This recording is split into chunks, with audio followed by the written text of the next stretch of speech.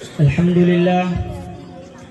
لله رب العالمين، والصلاة والسلام على حبيبه سيد المرسلين وعلى آله وصحابه المحبين لا يوم الدين.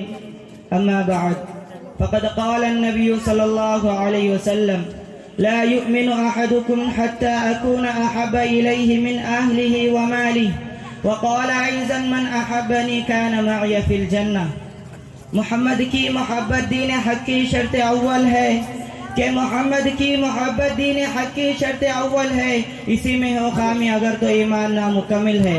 بزرگوں اور دوستوں، آج کی اس مبارک محفل میں میری گفتگو کا عنوان ہے محبت رسول۔ محبوب دو جہاں نے اپنی زبان مبارک سے ارشاد فرمایا: تم میں سے کوئی انسان اس وقت تک کامل ایمان والا نہیں ہو سکتا جب تک کہ میں اس کے نزدیک اس کے اہل و عیال سے زیادہ محبوب نہ ہو جاؤں۔ اور یہ بھی ارشاد فرمایا کہ جو شخص مجھ سے محبت کرے گا وہ میرے ساتھ جنت میں ہوگا۔ ایک مرتبہ حضرت عمر فاروق رضی اللہ تعالیٰ عنہ نے آپ سے فرمایا کہ آپ مجھے اپنی جان کے علاوہ ہر چیز سے زیادہ محبوب ہے۔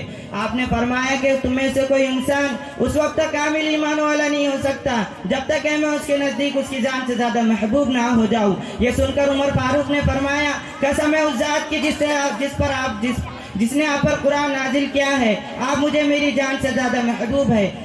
آپ نے فرمایا کہ اے عمر، اب تمہارا ایمان کامل و مکمل ہے۔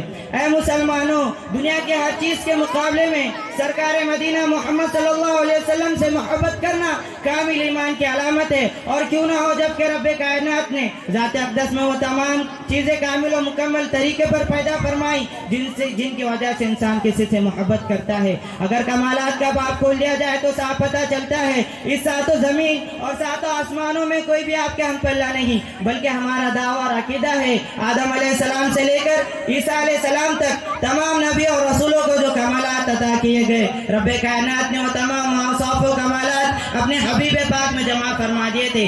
آپ نے دو سخاوت کے دریا بہائے، آپ نے عرب کے ظالمانہ ماحول میں عدل و انصاف کے جھنڈے قائم کیے۔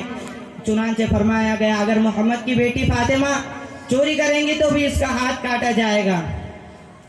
آپ کی فصاحت و بلاغت کا عرب و عجم یعنی پوری دنیا جواب نہیں دے سکی۔ آپ کی حیا کا یہ عالم کے پردہ نشین کنواری لڑکی سے بھی زیادہ حیا تھی۔ آپ کی تواضع قدر کے غلاموں اور خادموں کے ساتھ بیٹھ کر کھانا تناول فرما لیتے۔